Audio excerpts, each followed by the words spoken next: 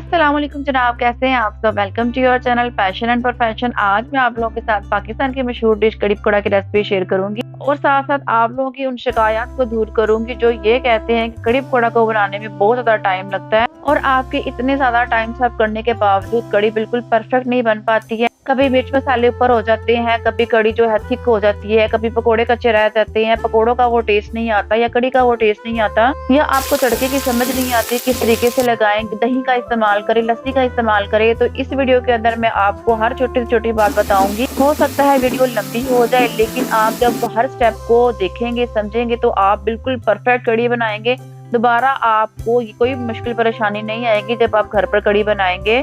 चाहे आप कितनी भी क्वांटिटी में बनाएं, आप बिल्कुल हमेशा परफेक्ट कड़ी बनाएंगे, वो भी बहुत ही कम टाइम में। तो चलते हैं अपनी रेसिपी को स्टार्ट करते हैं। तो एक परफेक्ट कड़ी को पकाने के लिए एक परफेक्ट तड़के के अंदर कड़ी को पकाया जाता है। तो परफेक्ट तड़के के अंदर सबसे पहले लोग गलती करते हैं, कड़ी के लिए प्याज का तड़का तैयार करते हैं। तो आपने कड़ी पकाते वक्त कभी भी प्याज के तड़के को इस्तेमाल नहीं करना। कड़ी का जो ओरिजिनल टेस्ट होता है वो खट्टा और मीठा होता है, या खटास वाला होता है। दही और टमाटर की वजह से जो कड़ी का टेस्ट है वो खट्टा और मीठा आता है। जब प्याज के तड़के में कड़ी को पकाया जाता है तो प्याज जो है दही और टमाटर की खटास को कम कर देता है। इस वजह से जो कड़ी है उसका परफेक्ट टेस्ट नहीं आ पाता। तो तड़के के लिए आप देख सकते हैं अदरक लहसुन का पेस्ट हम इस्तेमाल करेंगे 1.5 टेबल स्पून। 3 पाव दही के लिए मैंने 1 पाव टमाटर ले लिए हैं। टमाटरों के छिलके आपने लाजमी उतार लेने हैं, छिलके उतार कर हम इस्तेमाल करेंगे। और 3 से 4 हरी मिर्चें ले लेंगे। बेसन अगर आप ग्राम में पूछेंगे तो मैं 120 ग्राम बेसन का इस्तेमाल कर रही हूँ, और अगर आप टेबल स्पून में पूछेंगे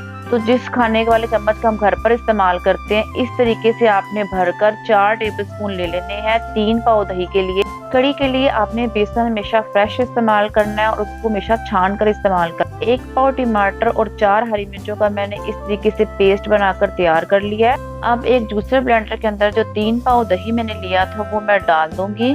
आपके पास अगर जूसर ब्लेंडर ना हो तो आप हैंड विस्क का भी इस्तेमाल कर सकते हैं, या जिसके साथ लस्सी बनाई जाती है उसका भी इस्तेमाल कर सकते हैं। इस दही के अंदर मैंने आधा लीटर पानी डाल दिया। अब जो बेसन छान के रखा हुआ था 120 ग्राम, वो मैं इस दही के अंदर शामिल कर दूंगी। दही के अंदर बेसन को शामिल करने के बाद आपने इसको किसी चम्मच या हैंड विस्क के साथ मिक्स लाजमी कर लेना है, ताकि जब आप जूसर ब्लेंडर चलाएं तो जो बेसन है वो दही के अंदर अच्छे से ब्लेंड हो जाए। बेसन जब दही के अंदर अच्छे से मिक्स हो जाएगा तब हमें इस तरीके की एक लस्सी नुमा जो शक्ल है वो नजर आएगी। तब भी आपने जो लस्सी है इसको एक दफा लाजमी छान लेना है। छानने से जो अगर इसके अंदर दही की मलाई वगैरह होगी तो वो निकल आएगी। एक स्मूथ सा बैटर, एक स्मूथ सा लिक्विड हमारे पास आ जाएगा। और इस बेसन वाली लस्सी के अंदर मैं मजीद जो है और पानी शामिल कर दूंगी। दही और पानी को मिलाने के बाद तकरीबन 2 लीटर मेरे पास लस्सी तैयार आ गई थी बेसन वाली। अब हम एक बर्तन लेकर उसको चूल्हे पर चढ़ाएंगे और उसके अंदर 100 ग्राम ऑयल शामिल कर देंगे। ऑयल के डालने के बाद आपने 2 कड़ी पत्ता ले लेने हैं, 3 आपने लाल तड़के वाली मिर्चें शामिल कर देनी है ऑयल के अंदर, और 1 टीस्पून हम जीरा इसके अंदर शामिल करेंगे। जीरे को जब थोड़ा सा कलर आ जाए तब हम इसके अंदर जो लहसुन अदरक का पेस्ट है वो शामिल कर देंगे। जब लहसुन अदरक का इस तरीके का कलर आ जाए तब आपने जो टमाटर और हरी मिर्चों की प्यूरी बना के रखी हुई थी वो आपने इसके अंदर शामिल कर देनी है। टमाटर की प्यूरी डालने के बाद अब हम इसके अंदर डालेंगे ड्राई मसाला जात। 2 टीस्पून रेड चिली पाउडर शामिल करेंगे। अगर आप तीखी कड़ी खाना पसंद करते हैं तो आप 1 tablespoon red chilli powder का इस्तेमाल कर सकते हैं। 2 टीस्पून यहाँ पर हम नमक डालेंगे और 1 टीस्पून हम टर्मरिक पाउडर या हल्दी पाउडर डालेंगे। इन सब मसालों को डालने के बाद आपने इसको अच्छे से भून लेना है। जब आपको लगे कि मसाले ने ऑयल छोड़ दिया है, मसाला अच्छे से भुन गया और बहुत प्यारी सी खुशबू आ रही है, तब आपने जो पहले से लस्सी बनाकर रखी हुई है बेसन वाली उसको दोबारा से अच्छे से मिक्स कर लेना है। मिक्स करने के बाद आपने इस मसाले के अंदर डाल देना है। इस मसाले के अंदर आपने इसके अलावा और कुछ भी नहीं डालना, बस उस लस्सी को डालकर आपने इसके अंदर इसको मिक्स कर देना है। एक दफा मिक्स करने के बाद आपने पतीली के ऊपर ढक्कन दे देना और चूल्हे की आंच आपने तेज ही रखनी है।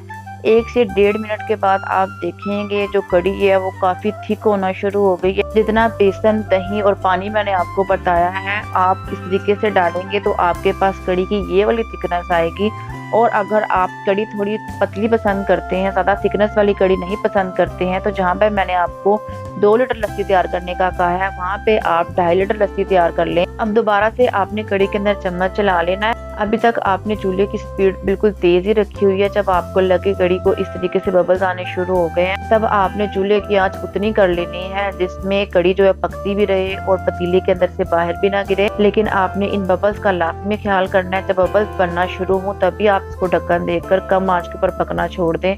अब हम पकौड़ों की तैयारी करेंगे। तो पकौड़े बनाने के लिए मैंने यहाँ पर 1 पाव पालक को ले लिया, उसको मैंने काट लिया। अच्छे से काटने के बाद मैंने धो लिया। आलू मैंने ले लिए हैं 1 पाव। आलू को भी मैं इस तरीके से कटिंग कर रही हूँ। आपको जैसे बेहतर लगे आप उस तरीके के साथ आलू की कटिंग कर सकते हैं। पालक और आलू के साथ साथ आप बैंगन का भी इस्तेमाल कर सकते हैं। बैंगन के साथ जो पकोड़े हैं बहुत सॉफ्ट हो जाते हैं। अगर आपको पसंद हो तो आप पकोड़े इसके अंदर ऐड कर सकते हैं। आलू और प्याज के साथ अब हम इसके अंदर 2 प्याज शामिल करेंगे, वो मैंने इस तरीके से कटिंग कर लिए है। प्याजों की कटिंग मैंने थोड़ी सी मोटी ही रखी है। पकोड़ों के लिए हम तकरीबन 250 से 300 ग्राम बेसन का इस्तेमाल करेंगे। पकोड़ों के लिए जब आप बेसन इस्तेमाल करें तब भी आपने बेसन को अच्छे से छान लेना है। अब हम इसके अंदर ड्राई मसाला जार डालेंगे। 1 टीस्पून यहाँ पर हम पिसा हुआ सूखा धनिया इस्तेमाल करेंगे। 1 टीस्पून अनारदाना शामिल करेंगे। अनारदाने के साथ जो टेस्ट है पकोड़ों का बहुत मजे का आता है। 1 टेबलस्पून यहाँ पर हम दड़ा मिर्च का इस्तेमाल करेंगे। 1 टीस्पून हम यहाँ पर रेड चिली पाउडर का इस्तेमाल करेंगे। 1 टीस्पून हम साबुत सूखा धनिया का इस्तेमाल करेंगे और उसको इस तरीके से हैंड पर डालने के बाद हम मसल का इस्तेमाल करेंगे। हम इस मसाले को भी हम बेसन के अंदर शामिल कर देंगे और 2 टीस्पून यहाँ पर हम नमक का इस्तेमाल करेंगे। अब थोड़ा थोड़ा पानी डालकर हम इसको एक स्मूथ से बैटर में तब्दील कर लेंगे। इस पॉइंट के ऊपर मैं आप लोगों के साथ एक और मेन टिप शेयर करती हूँ। अगर आपको लगे कि जो आपने पतीले के ऊपर कड़ी चढ़ाई हुई है उसके अंदर स्पाइसेस कम है, तब आप जब पकोड़ों का बैटर तैयार करें तो उसके अंदर स्पाइसेस को बढ़ा लें। और अगर आपको लगे जो कड़ी आप पका रहे हैं, जो पतीले के ऊपर पक रही है, उसके अंदर स्पाइसेस जो वो ज्यादा है, तब आपने जब पकोड़ों के लिए बैटर बनाना तब आपने इसके अंदर स्पाइसेस कम कर लेने हैं। दोनों ही सूरतों में जब आप इस तरीके से नमक मिर्च को आपस में बैलेंस कर लेंगे तो कड़ी हमेशा बिल्कुल परफेक्ट तैयार आएगी। आज जो मैं आपको मिर्च मसालों का बता रही हूँ ये बिल्कुल परफेक्ट आएंगे, लेकिन जब आप क्वांटिटी कम ज्यादा करें तो आप इस तरीके के साथ कड़ी को बैलेंस कर सकते हैं। तो कड़ी हमेशा आपकी परफेक्ट बनेगी, कभी आपको कंप्लेन नहीं आएगी। जब पकौड़ों का बैटर आप तैयार कर लें तो एक दफ़ा दोबारा से आप कड़ी को चेक कर लें। अगर आपको कड़ी के अंदर नमक कम लगे तो यहाँ पर आप नमक को एक दफ़ा बैलेंस ज़रूर कर लें, क्योंकि सब घरों में एक जैसा नमक नहीं खाया जाता है। तो आप टेस्ट के अकॉर्डिंग आप यहाँ पर सबसे पहले नमक को एडजस्ट कर लें।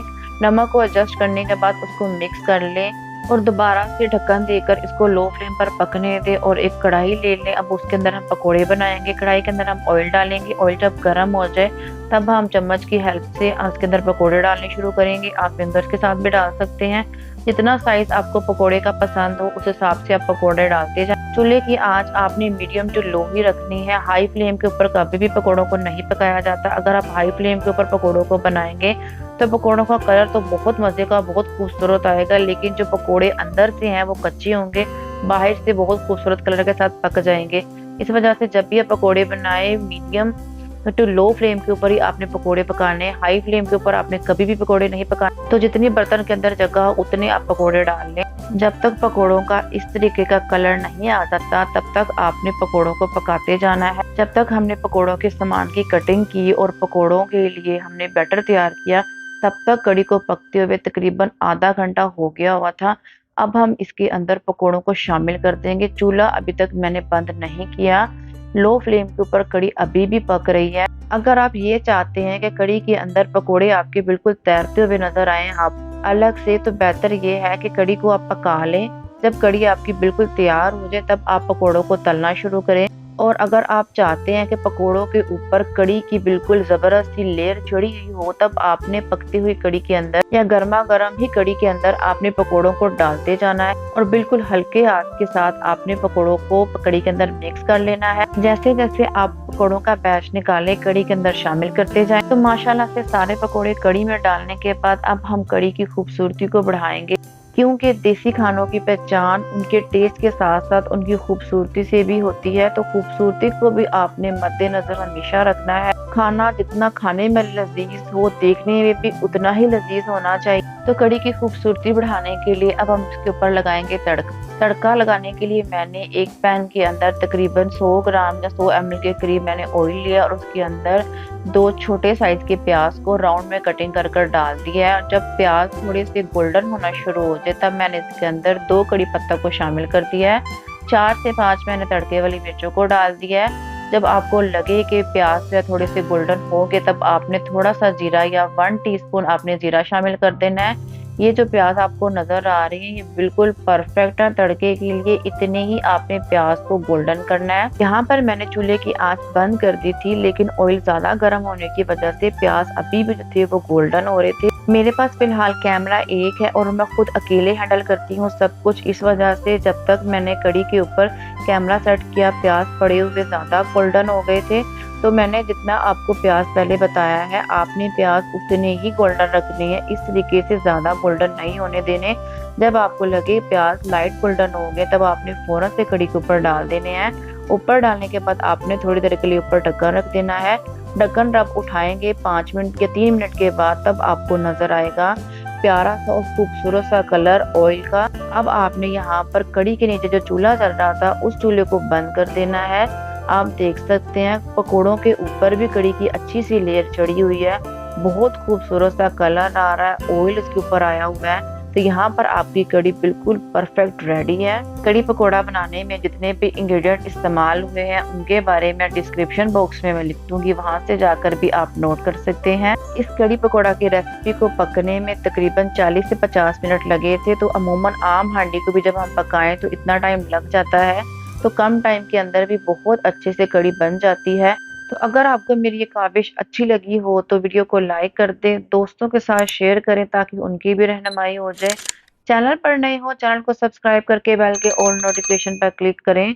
खुश रहें और दूसरों को भी खुश रखें, दुआओं में याद रखें जी। अल्लाह हाफिज।